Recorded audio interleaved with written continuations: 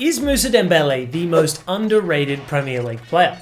Mousa Dembele is one of those players who played so consistently well in a role where only the fans who watched him day in, day out could truly appreciate it. Aside from Spurs fans, players who either played against him or in the same team often had outrageously great things to say about him. An example of this is Kevin De Bruyne, calling him the best player to have in a five-a-side because no one could take him off the ball. Kyle Walker, who had the privilege of playing alongside him at Spurs, said Mousa Dembele is probably the best player I've ever seen play football. He said this in 2023, after years of playing with some of the best players at Manchester City. But then why isn't Mousa Dembele held in a higher regard?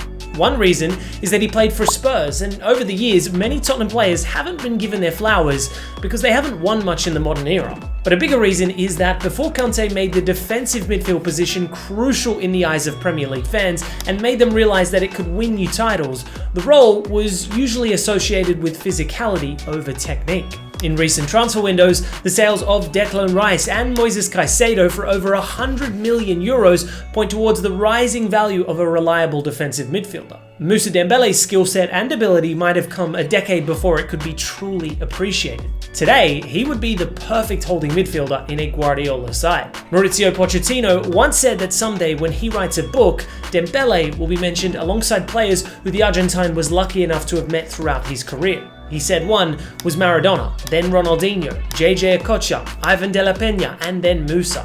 This is just the surface of how highly players and managers spoke about him. Let us take a look at the underappreciated gem who played in the Premier League for years and what made him the perfect Guardiola midfielder for today.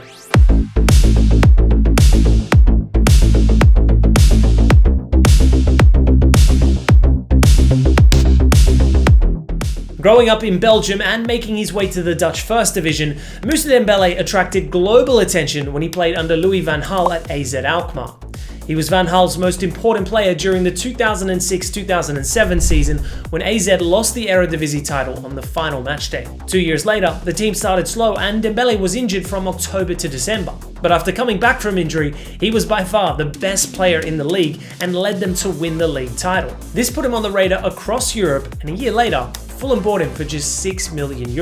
Quite like Joelinton for Newcastle, who was initially signed as a striker but converted into a midfielder, Mousa was also brought in as a striker at first. He was often the strongest player on the pitch and had impeccable control over the ball, which made it extremely difficult to dispossess him. But the fast-paced Premier League didn't allow him to excel up top, as he was criticised for not taking enough shots and holding onto the ball for too long. In an FA Cup tie against Spurs in his first season, he took the ball from the halfway line and scored a fantastic solo goal from just outside the box. He was usually deployed as the second striker or the attacking midfielder, but over the course of the season, he could only manage 5 goals. The 2011-12 season started with Martin Jol taking over from Mark Hughes as the new Fulham manager. Dembele was given a new role under Jol in the midfield. This proved to be a masterstroke from the new manager because suddenly his ability on the pitch was being optimally used. Imagine if Conte was being used as a winger and then suddenly shifted into midfield.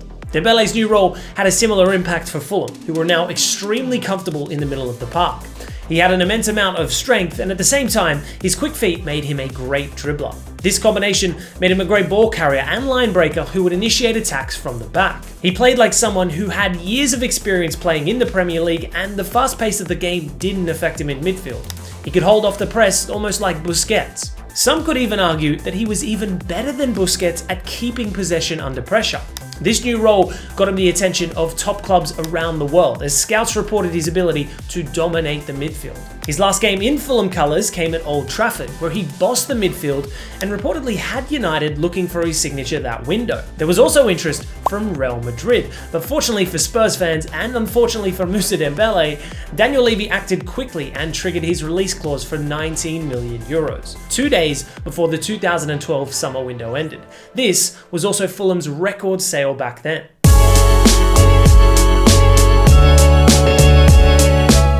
The move to Spurs came with a huge expectation to fill a Modric-sized hole left in the midfield after his move to Real Madrid. It's scary to imagine what Real Madrid's midfield could have become if they had gone for both Dembele and Modric together. Their different skill sets would have complemented each other perfectly to form one of the best double pivots in the world. While his role wasn't meant to bring much goal output, he scored on his debut for Spurs against Norwich City in a disappointing 1-1 draw at home. Throughout his Spurs career, he only scored 10 goals and supplied as many assists, but don't let these numbers fool you. Dembele was always the guy who would make the pass before the assist, or even the pass before that, because he was a line breaker and managed the tempo. Dembele was a unicorn in terms of what he provided for the team. His calming presence ahead of the centre-backs allowed more teammates to take up attacking positions, and the defenders could move up the pitch without worrying about facing a counter-attack. The reality behind players getting recognition is to either play well in a team that wins trophies or get a lot of goals and assists in a team that doesn't win. Mousa Dembele is underrated because he was far behind in both categories. But over recent years, there has been a positive shift towards recognizing talents who play other important roles in a team than just goals or assists. This is why Dembele needs to be mentioned today and reviewed under a reformed lens. You might have seen a compilation of his ability to hold possession and dribble past players as if he was gliding and not running. He would especially shine in London derbies and was one of the few who even Conte couldn't dispossess. It wasn't just being a good dribbler and beating a player 1v1. Sometimes 2, 3, or even 4 players would close in on him and he would somehow effortlessly hold them off or draw a foul. In 2014, the arrival of Maurizio Pochettino eventually helped Dembele reach his peak ability.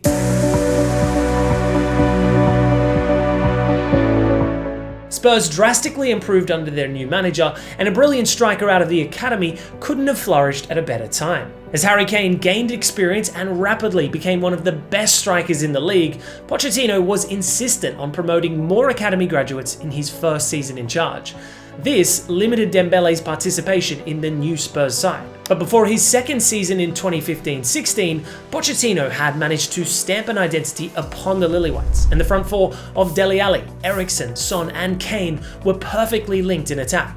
The one glaring hole was their defense, which couldn't stop leaking goals. Toby Alderweireld was brought in to partner Vertonghen in defense, and Mousa Dembele's strengths were identified by the manager as he was deployed in front of the Belgian centre-back duo. This small shift in the team had an exponential impact on the pitch, as the 2015-16 season saw Tottenham Hotspur play some of the best football around the world. Their statistics from that season were truly out of this world, but coincidentally, the magical Leicester City story occurred at the most unfortunate time for Spurs. In this high-pressing and quick transition team, Dembele's role and ability were perfectly suited as a box-to-box midfielder. He would work in a double pivot and be responsible for winning possession back and maintaining the tempo of games. He did exactly that and more, as his composed ball carrying simply could not be stopped. He would cleverly lure the opposition into pressing him, knowing full well he could get past them and transition possession into a threatening attack. Jermaine Genius once called him a vacuum for his ability to suck pressure towards himself before beating the press and starting a counter. Apart from being press resistant, his passing was top notch as well. He could switch play with a diagonal ball or make line-breaking passes whenever space opened up through the middle. Pochettino's quick gameplay allowed Spurs to score the second most goals in the league, whilst conceding the joint least in the season they lost to Leicester. Dembele was often the one responsible for winning back possession with his well-timed interceptions and hard tackles, subsequently starting attacks from the back.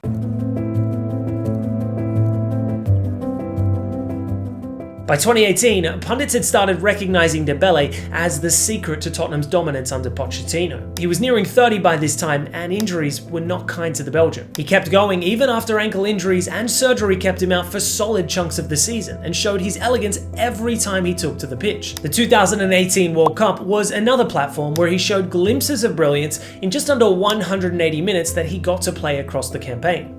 He injured his ankle again while playing for Spurs, but this time it looked difficult for him to return to his former glory. Even though many Premier League clubs were after him, he was clear about not playing for another Premier League side because of his love for Tottenham Hotspur and the fans who showed him a lot of appreciation over the years. He left in 2019 to see out his career in the Chinese Premier League before retiring in 2022. He left in the winter transfer window 5 months before Spurs faced Liverpool in the Champions League final.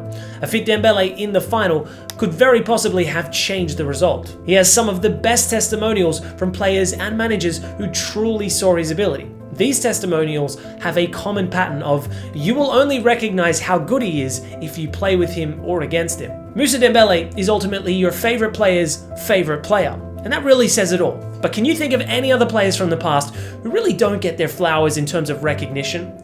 Let us know your most underrated player pick below, and thanks for watching.